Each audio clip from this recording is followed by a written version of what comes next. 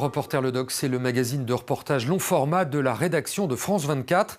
Et on part au Venezuela aujourd'hui, dans un pays qui fut riche et prospère avant de connaître la pire crise économique de son histoire.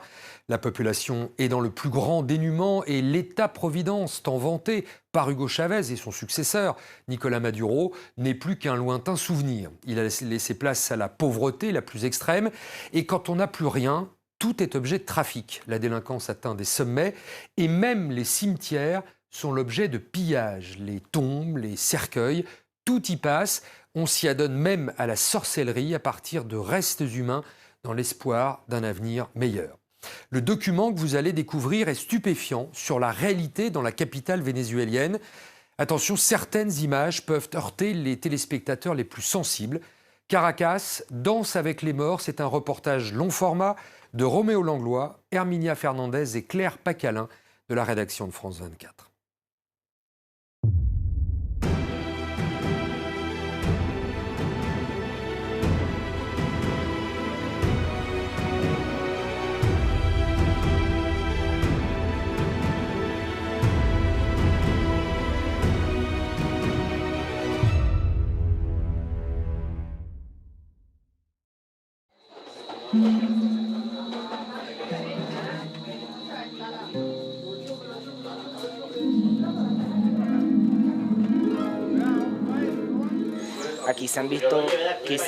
Ici, il y a eu de nombreux miracles.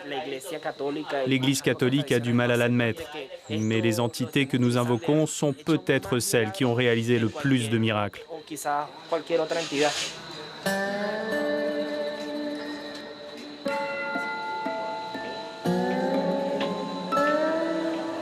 Au Venezuela, la vie ne vaut plus grand-chose, alors on s'en remet aux morts, aux saints voyous plus précisément.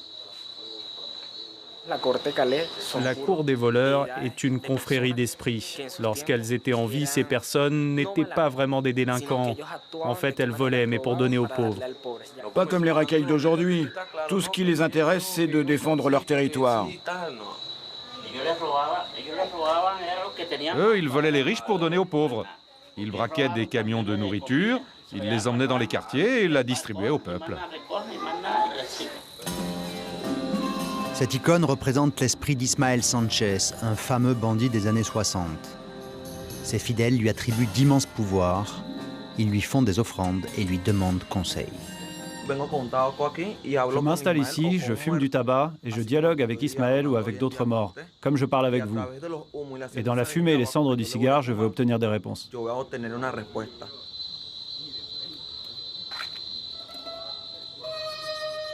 Pour les voyous de Caracas, Ismaël est un saint protecteur et indulgent, un complice dans le crime. Quand on va faire quelque chose de mal, il nous aide, il nous protège.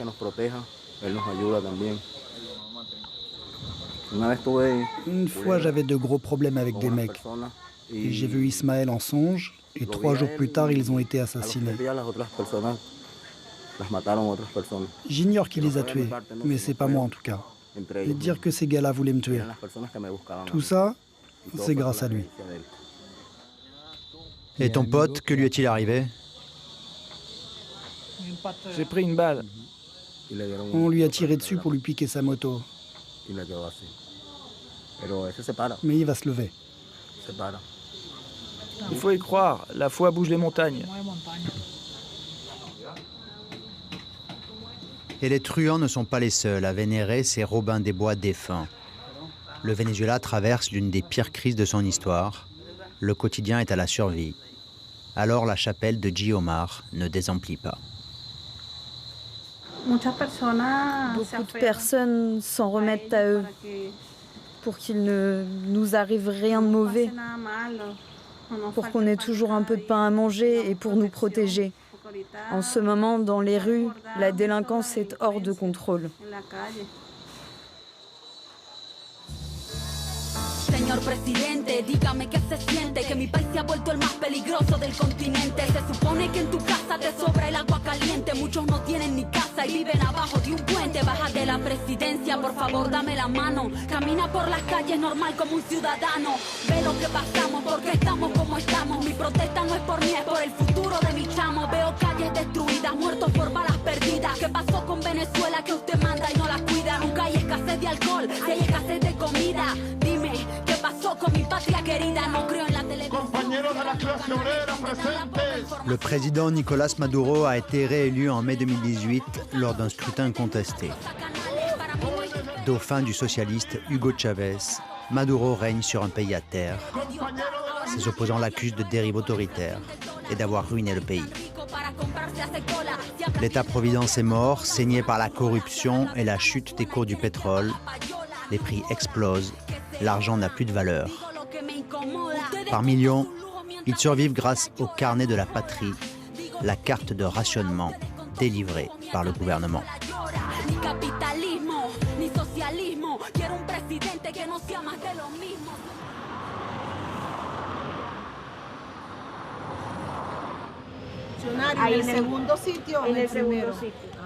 Donc ils l'ont tué en bas? Oui, dans l'affrontement.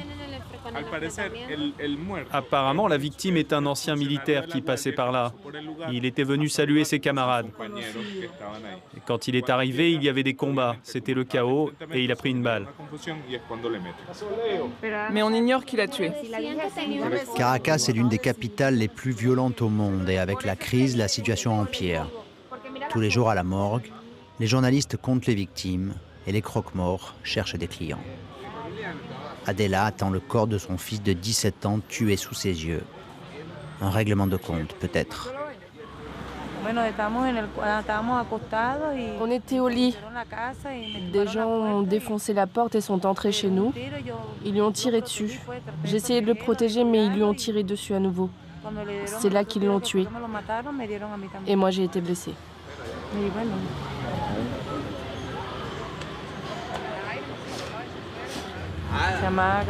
Il s'appelait Gabriel. Dis au gars d'aller direct au cimetière.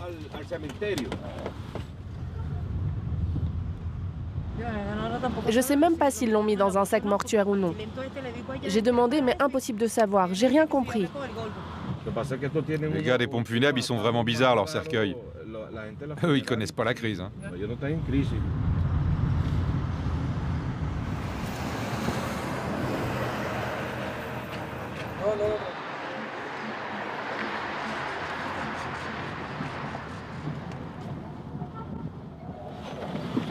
Il a mauvaise réputation, ce cimetière.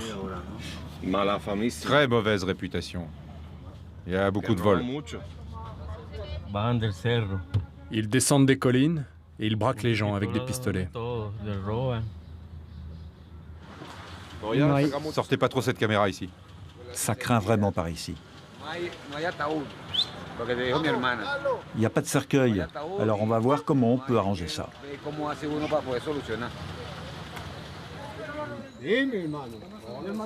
Au Venezuela, la justice est dépassée et l'impunité règne. Peu probable que les assassins de Gabriel soient condamnés un jour.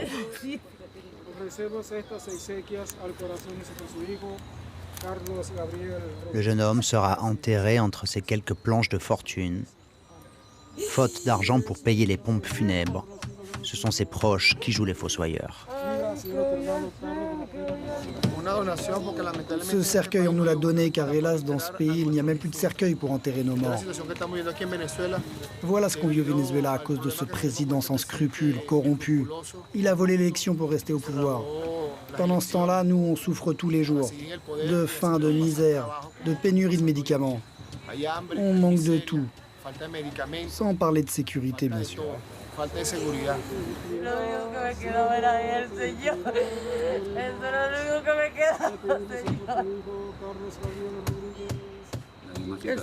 Le deuxième, il est mort de maladie. Mais explique-lui bien pourquoi il est mort. Il n'y avait plus de médicaments et il a eu une mauvaise dialyse. Et le plus grand, on l'a tué pour lui voler sa voiture. Voilà plus de 20 ans que le père Atilio observe, depuis le cimetière du Sud, la décomposition nationale. Ce cimetière est à l'abandon. Il est livré aux profanateurs de tombes. Et ça, c'est un sacrilège aux yeux de Dieu.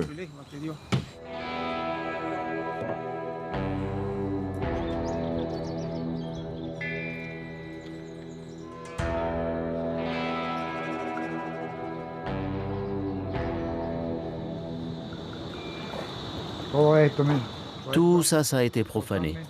Regardez, là aussi. Partout.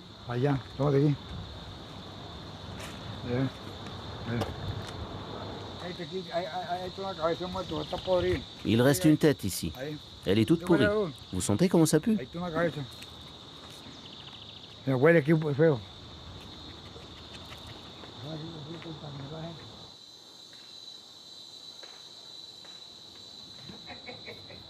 Quelques tombes plus loin, les adorateurs des saints voyous veillent sur leur chapelle.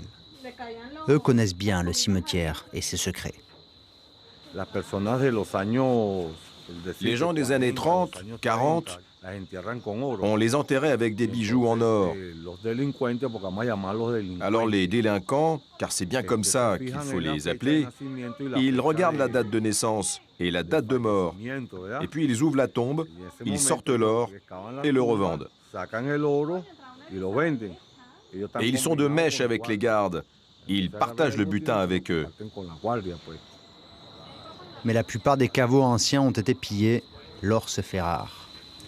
Pourtant, les profanations continuent, car de nombreux sorciers hantent le cimetière, et pour jeter des sorts ou convoquer les esprits, il leur faut des ossements humains. Un nouveau trafic s'est ainsi mis en place. Ils déterrent les corps. Un crâne, ça vaut tant, un doigt, ça vaut tant, une main aussi a sa valeur. C'est pas normal, ça. Les morts, si on les enterre, c'est pour qu'ils reposent en paix. À leur manière, depuis les quartiers qui surplombent le cimetière, les gangs veillent sur le sommeil des morts. Beaucoup de voyous ont leur mère enterrée ici. Et quand ils viennent visiter leurs morts, et que les restes de leur mère, de leur père ou de leur frère ont été volés, ils ont la haine. Alors s'ils trouvent un profanateur, ils le tuent.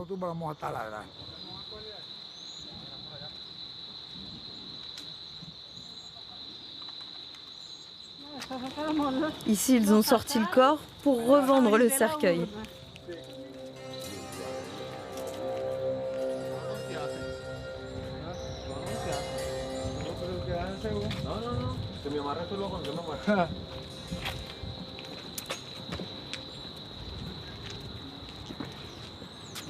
Nous voilà chez Joaquim Crespo. C'est un président du Venezuela qui a été enterré ici.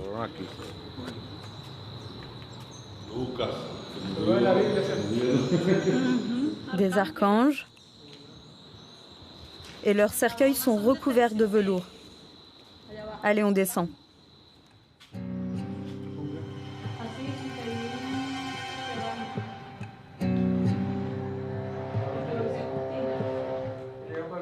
Il y a quelqu'un ici.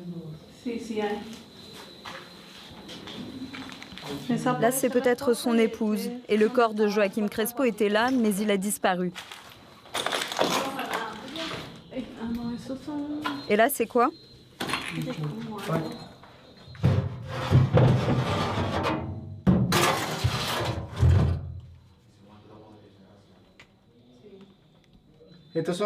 Ces os, ce sont des gens qui ont profané des tombes et les ont apportés ici. Et ils sont venus là pour faire de la sorcellerie. L'esprit de Joaquim Crespo doit être en train d'errer. Il doit être en peine. Il ne repose pas en paix. Moi, j'ai pas peur des morts. Moi non plus. On meurt tous un jour. C'est des vivants qu'il faut avoir peur, pas des morts.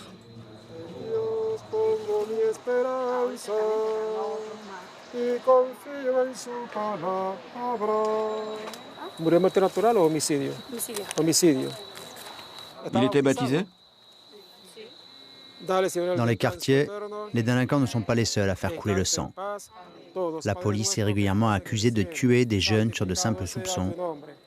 L'homme que l'on enterre aujourd'hui aurait été exécuté par des policiers.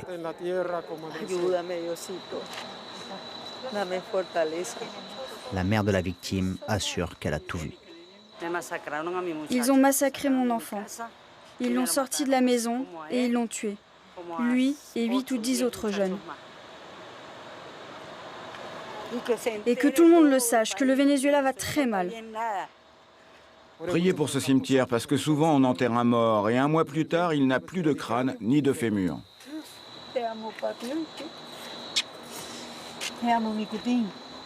La plupart des personnes qui arrivent dans ce cimetière sont victimes d'homicides. Il y a des enfants aussi, beaucoup d'enfants qui meurent.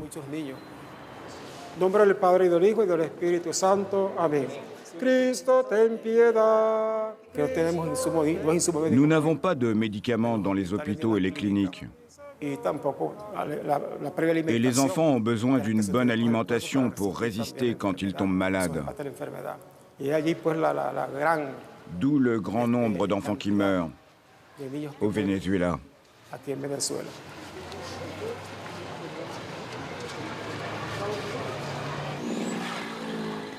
La crise hospitalière est générale. Les quartiers riches n'y échappent pas. Le gouvernement ruiné est incapable d'importer matériel et médicaments. Ce centre d'urgence passe pour l'un des meilleurs du pays. Pourtant, seule une ambulance sur 10 peut quitter le parking. Notre parc automobile est presque entièrement inutilisable par manque de pièces détachées. On est grave. À Caracas, les hôpitaux publics sont gardés par l'armée et interdits aux journalistes. Seul le centre d'urgence de Chacao, une municipalité tenue par l'opposition, a accepté de nous laisser filmer. Franchement, on manque de tout, sans mentir. On manque de seringues, de gants, de tout. On n'a même pas de quoi faire des sutures ou de bistouri. On en est réduit à demander aux patients d'acheter eux-mêmes les médicaments et le matériel pour faire des pansements. Tout ce qui nous reste, c'est le stéthoscope.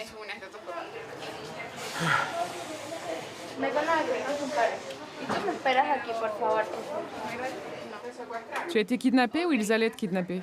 J'ai été kidnappé. Où ça? Sur l'avenue Libertador. Et ils t'ont relâché? Oui, ils m'ont jeté dans les escaliers. C'était à quelle heure? Il y a 3 heures à peu près.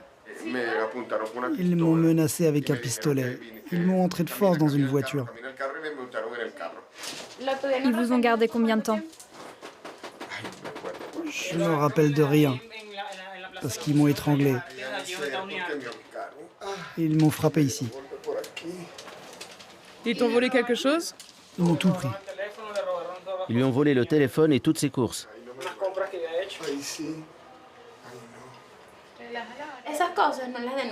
Pour ce genre d'affaires, personne ne porte plainte. Parce que ça change rien. Ici, littéralement, il n'y a pas de justice. Il n'y a pas de loi. On vit dans un pays sans loi et sans justice. Alors les gens, ils se font kidnapper, braquer, et ils préfèrent se taire. Ils préfèrent ne pas porter plainte parce que même le policier qui reçoit ta plainte peut être complice du bandit qui t'a enlevé. On vit dans un pays où on ne sait pas qui est bon et qui est mauvais.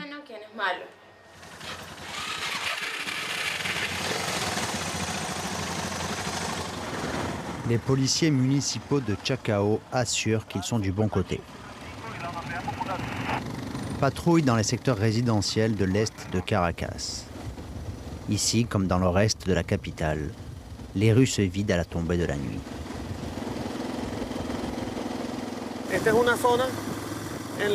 Dans ce secteur, il y a beaucoup d'enlèvements. Ils suivent la victime et quand elle arrive devant chez elle, ils la forcent à monter dans un véhicule, puis ils demandent une rançon en monnaie étrangère. Parfois, des policiers seraient impliqués dans ces enlèvements. Il y a des flics qui passent leur temps à organiser des kidnappings. Il y aura toujours ce conflit entre les bons et les mauvais flics.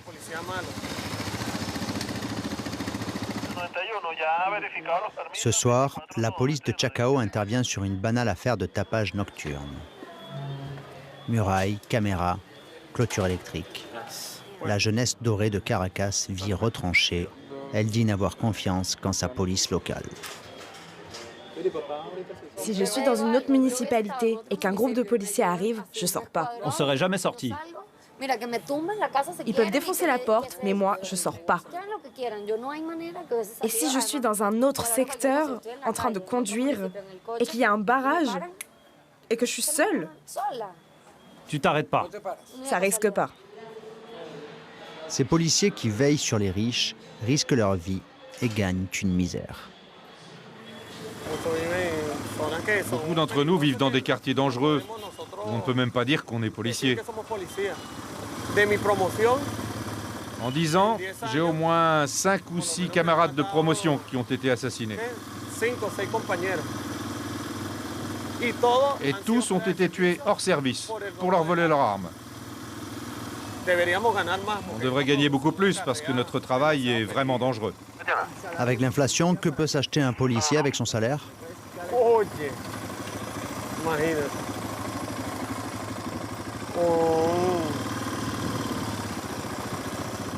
500 grammes de viande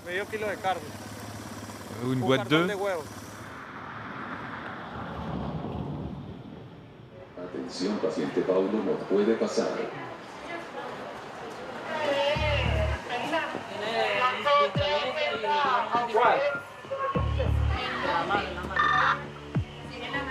Bueno, triste, marico, ya todo el mundo está en cuenta. Y el chamito... Está bien, el chamito... Es para que nosotros lo evaluemos y lo suturemos. No, él va para una referencia de traumatología. Lo guardo. Sí, de una porque cirugía de mano, traumatología, de una vez. ¿Qué? Vale, gracias, chicos. Cirugía de mano, trauma. ¿A dónde? Unos tiros... Il était en train de voler, alors des gens lui ont tiré dessus. La gente.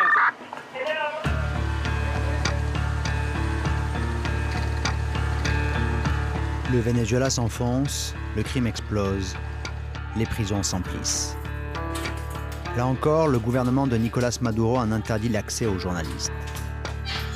Les policiers de Chacao nous ont autorisés à filmer les cachots du commissariat, une manière de dénoncer une tragédie carcérale passée sous silence.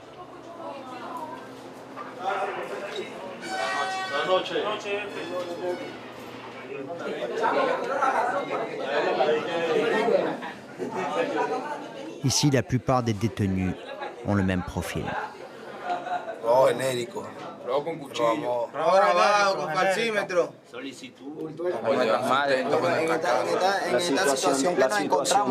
La situation del país est un poco difícil. La situation du pays est un peu difficile. On doit aider nos familles, mais il n'y a pas de travail. Alors hélas, on est obligé de voler dans les rues, de devenir délinquants pour nourrir nos foyers. Plus d'une centaine de détenus s'entassent sur 50 mètres carrés sans jamais voir la lumière du jour. Arrêtés en flagrant délit, ils ne devaient passer ici que quelques jours, le temps d'être jugés puis transférés vers une prison d'État. C'est le ministère qui ordonne les transferts. Ça dépend de la capacité d'accueil de chaque prison. Et tout est surchargé. Ici, il y a des personnes qui attendent depuis 1 an, 2 ans d'être transférées. Il y a des gens qui sont là depuis 8, 9 mois. Moi, ça fait 2 ans et 6 mois que je suis là. J'ai pas de papier d'identité, alors j'ai pas encore été transféré. C'est dur. C'est pas facile.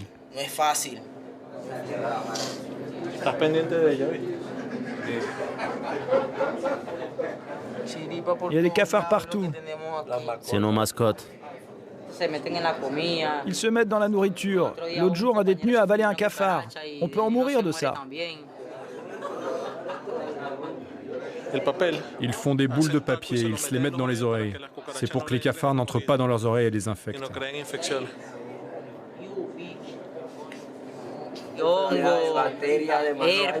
Ça nous donne de l'herpès, des champignons, plein de maladies. Pareil pour les récipients qu'on utilise pour faire nos besoins. Ça nous donne des maladies vénériennes.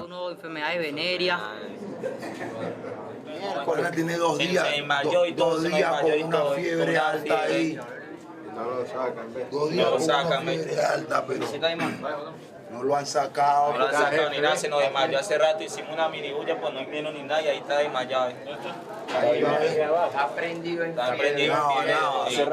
Hace rato se nos desmayó. On est conscient qu'on a commis un délit, mais on est quand même des êtres humains et ça, c'est pas une vie. On suffoque, on crève de faim, de soif. La police de Chacao dit ne pas avoir les moyens de nourrir ses détenus. Leur survie dépend de leur famille et de quelques ONG. Avec la situation que vit le pays, il est très difficile pour nos proches de nous amener de la nourriture. Alors on meurt de faim. Et c'est pas normal. Il y en a un qui est mort de faim ici. C'est vrai, il était là. Il est mort de dénutrition ici, dans cette cellule. Il s'appelait Manuel Fernandez. Ça fait 1 mois qu'il est mort.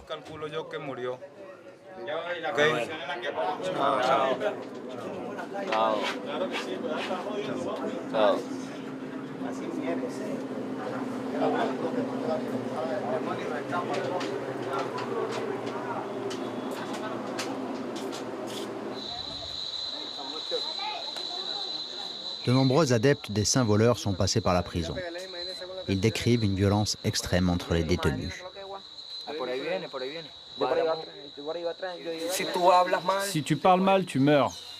S'il y a un problème, tu dois te battre au couteau. C'est un véritable sport en prison. On se bat pour tout, même pour dormir. Grâce aux saints voyous, de nombreux délinquants confient s'être assagis.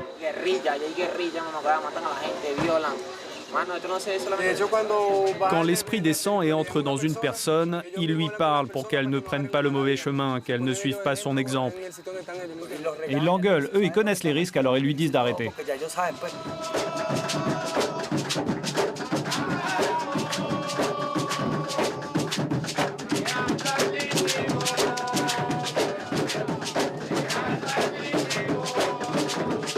Aujourd'hui est un grand jour au cimetière. À côté du temple d'Ismaël, on inaugure une nouvelle chapelle. Elle est dédiée à l'esprit de la voleuse Elisabeth. C'était une amie d'Ismaël. Il a fait tous ses coups avec elle. Il joue du tambour pour que les esprits se manifestent et entrent dans la matière d'un corps humain. Des saints voleurs, des divinités amérindiennes. Le panthéon des esprits vénézuéliens s'enrichit en permanence de nouveaux saints païens. Mais leurs adorateurs n'en renient pas pour autant leur foi catholique. Selon eux, la puissance de Dieu et les pouvoirs des saints s'allient pour les protéger. À Caracas, de nos jours, on n'est jamais trop prudent.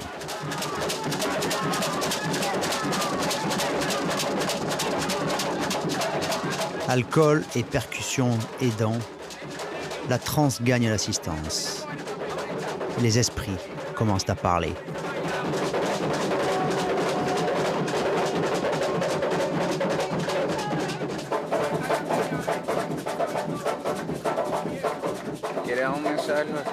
Les esprits veulent délivrer un message, et c'est pour cela qu'il est en état de sidération. Ils n'ont pas encore donné le message, mais ça ne va pas tarder.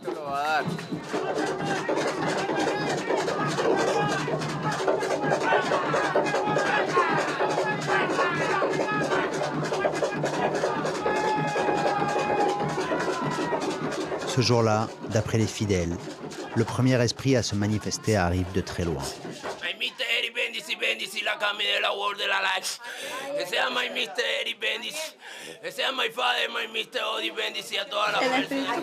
C'est l'esprit d'Eric le Viking. Les Vikings ont l'habitude de se mutiler avec des lames de rasoir ou des bouts de verre.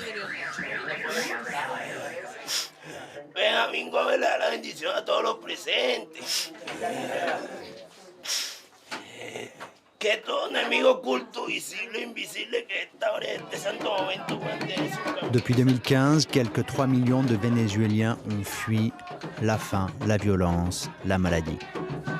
Mais tous n'ont pas les moyens de partir. Ceux qui restent sont de plus en plus nombreux à se tourner vers l'au-delà.